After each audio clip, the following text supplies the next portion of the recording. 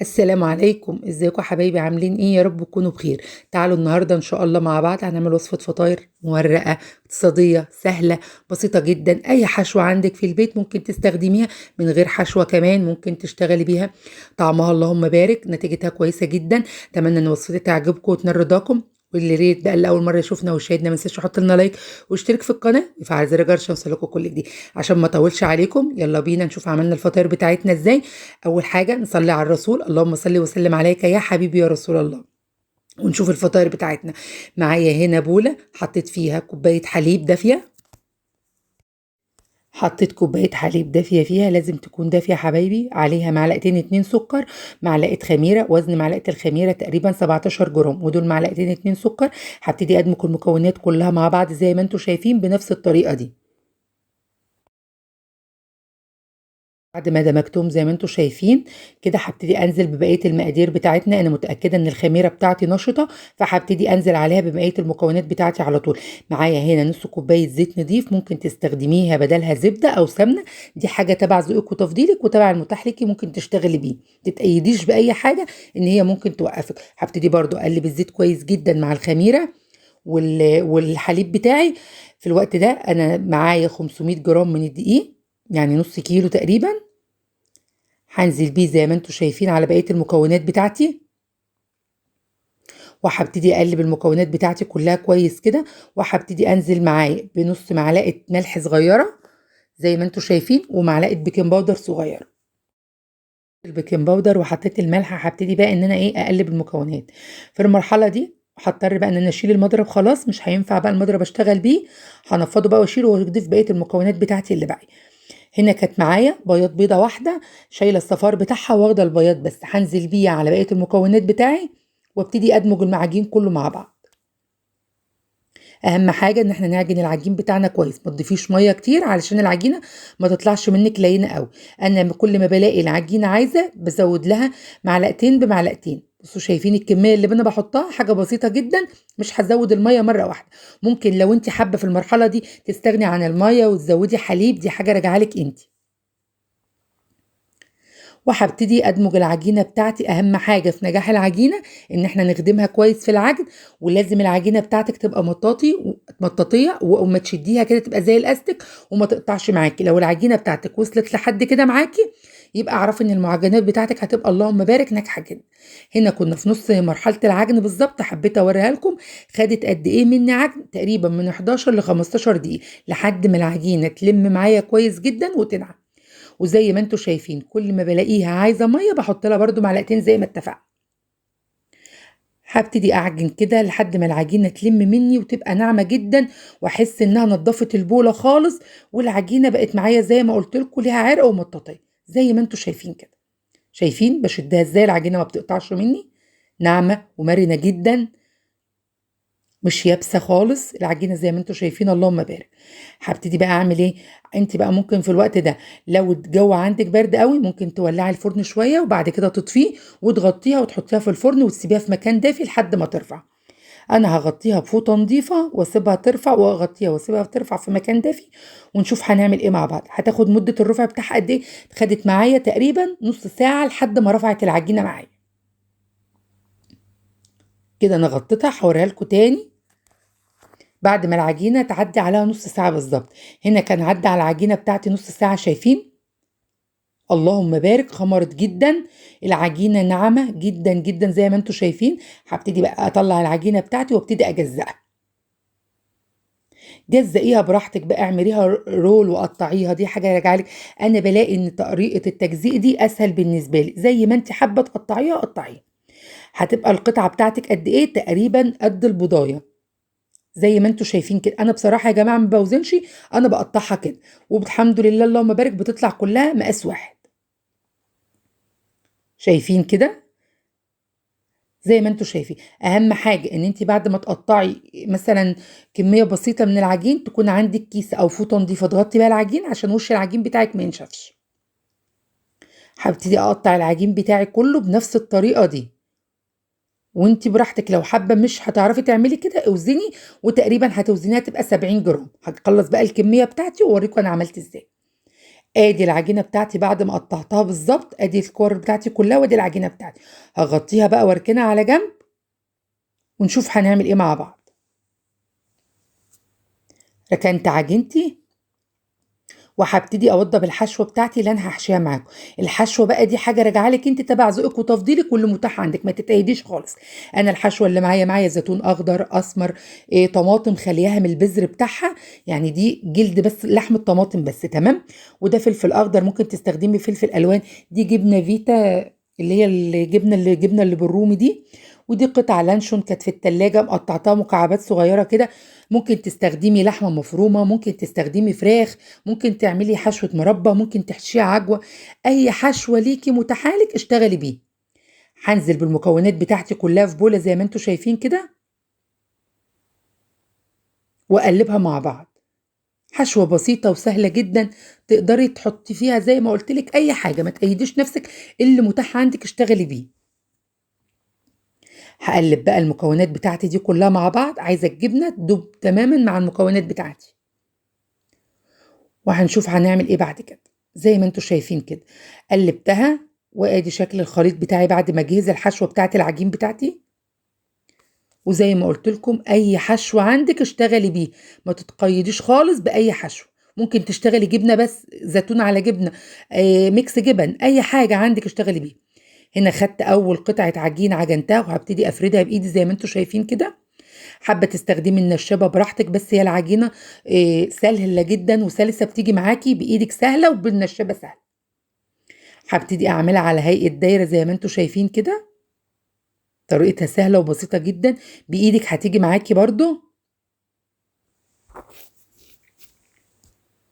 شايفين الطريقه؟ اللهم بارك. مش حابه ان انا اجري الفيديو، انا حابه اوريكم التفاصيل بالظبط. هنا عملتها دايره زي ما انتوا شايفين كده. هبتدي اجي بقى من وسط العجينه وابتدي اخد خط كده او افتح العجينه، مش هوصل للاخر.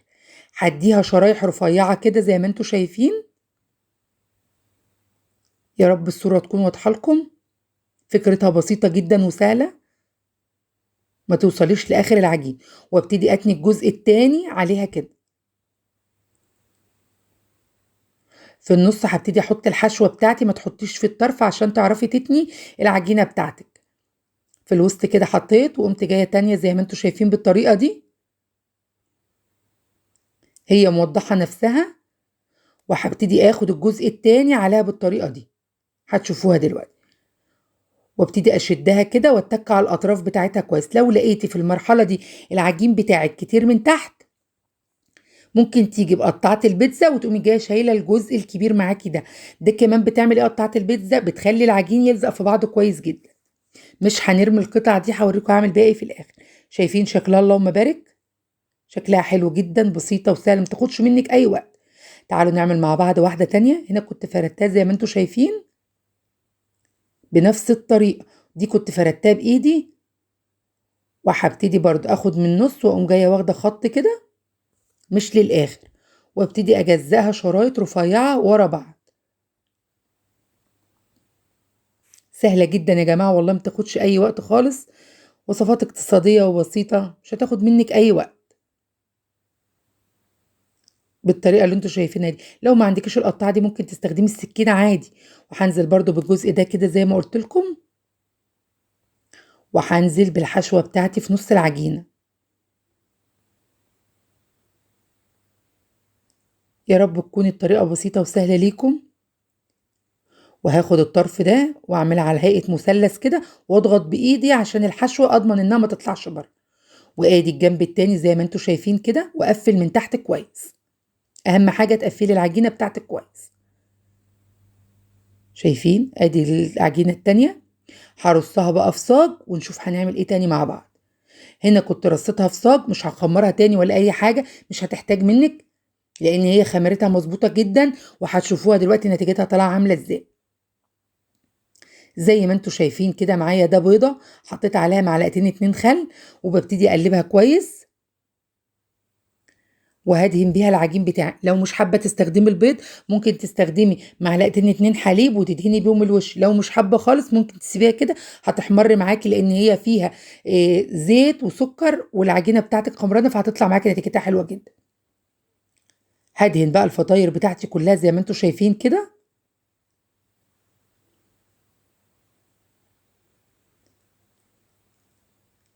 ادهنيها زي ما انت تحبي. الخل ما بيخليش اي ريحة زفارة للبيض خالص يا جماعة. زي ما انتوا شايفين دهنت الفطاير بتاعتي كلها.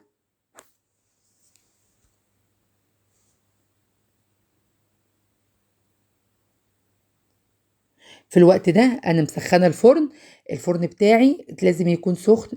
لو هتشتغلي فرن البوتاجاز يبقى هتشغلي الفرن من قبليها بشويه وتسيبي الفرن يسخن خالص. تسويها ازاي؟ على الشبكه اللي في الوسط. لمده قد ايه؟ لمده بتاخد تقريبا من 15 ل 20 دقيقه فرن البوتاجاز. هنا كنت دهنت الفطاير بتاعتي كلها وابتديت ارش عليها حبه البركه. ممكن تحطي سمسم، حبه البركه براحتك خالص زي ما تحبي وتبع ذوقك وتبع تفضيلك. ممكن تسيبيها ساده كمان، دي برضو حاجه راجعه لك. انا حطيت بس شويه حبه البركه كده. لو انت حابه تستغني عنهم برضو دي براحتك.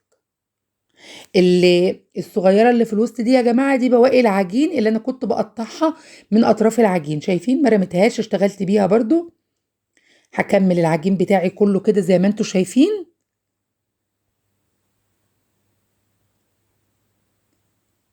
وفي الوقت ده انا بسخن الفرن. هنا كنت خلصت خلاص.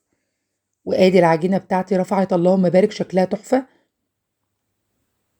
طريقتها سهله وبسيطه جدا. تعالوا بقى اما اوريكم هنسويها ازاي. انا بقول لكم هنا ان دي اللي بقيت اطراف العجين زي ما احنا اتفقنا. هي النص كيلو دي طلع الكميه اللي انتوا شايفينها دي. نتيجتها سهله بسيطه، ممكن تعمليها في اي وقت. وزي ما قلت لكم ما تتقيدوش باي حشو. هناخدها بقى ونسويها. انا بسوي في فرن غاز يا جماعه، مولعاه من قبليها بشويه، مشغلاه يسخن. لازم يبقى سخن جدا. شايفين النار بتاعته واطيه زي ما انتوا شايفين. وبرده من تحت نفس الوطو ده مخلياها واطيه جدا من تحت. بس هو كان سخن قبل كده، يعني انا بسخنه قبليها بشويه. واول ما بدخله بوطي الشعل بتاعته من الجناب كده، وبرده بوطيه من تحت. ما تعليش النار على على الفطاير بتاعتك علشان العجين بتاعته يستوي. دي كانت بالظبط عدى عليها تقريبا 10 دقايق في الفرن. شايفين لونها؟ اللهم بارك، شكلها جميل جدا جدا. خدت لون حلو جدا. انا كنت عليت بس عليها شويه لان كان الجنب ده خلاص. فقلت بقى يعني اسوي. كانت استوت من تحت فبديها بقى وش بتاعها. وهوريكم كده خلاص هي كانت استوت. ببتدي بقى داير الصاج كل شويه. وهنا كنت وضيت النار لاني خلاص كنت هطلعها. شايفين شكلها في الفرن؟ اللهم بارك، شكلها تحفه. ما خدتش اي وقت خالص. خدت في الفرن ده 10 دقايق. زي ما قلت لك لو هتستخدميها في البوتاجاز هتخبزيها على درجه 220 وتسيبيها تقريبا 15 دقيقه. هي ملهاش وقت محدد، انت على حسب ما بتشوفي العجينه بعينك. هنا كانت الفطاير بتاعتي طلعت. اول ما بتطلعيها بتغطيها بقماشه وتسيبيها تنشف. بغطيها بفوطه نظيفه وتسيبيها تطرى. هي اصلا طالعه اللهم بارك طريه من غير ما تتغطى والله يا جماعه. ادي شكل الفطاير بتاعتي. اتمنى انها تعجبكم وتنال رضاكم. يا ريت بقى اللي وصل معانا لحد هنا في الفيديو ما ينساش يحط لنا لايك ويشترك في القناه ويفعل زر الجرس. من نص كيلو دقيق بلينا البيت خير. فيش يا جماعه والله احلى من ريحه الخبيث في البيت. وصفات كلها بسيطة وسهلة، ما بتكلفكيش أي حاجة. شايفة الحشوة بتاعتها؟ اللهم بارك، سواها جميل جدا. حشوتها الفطاير مليانة. ممكن أولادك تاخدها في اللانش بوكس. تنفع فطار، تنفع عشاء خفيف، تنفع أي حاجة ليكي. ممكن تشتغلي بيها وتستخدميها. هي طالعة اللهم بارك، مش محتاجة أي حاجة. أتمنى أن وصفتي تعجبكم وتنال رضاكم وتجربوها وتكتبوا لي تعليق لو حتى بكلمه. وان شاء الله الوصفه بتاعتي تعجبكم. وادي بقيه البواقي العجين ممكن تعملوها بالشكل ده. حلوه جدا وصغننه وشكلها حلو. شايفين العجينه طريه جدا جدا يا جماعه والله. ان شاء الله الوصفه تكون خفيفه وسهله ليكم. وباذن الله نعمل مع بعض معجنات تانية وان شاء الله تكون برضو سهله وبسيطه واقتصاديه ليكم.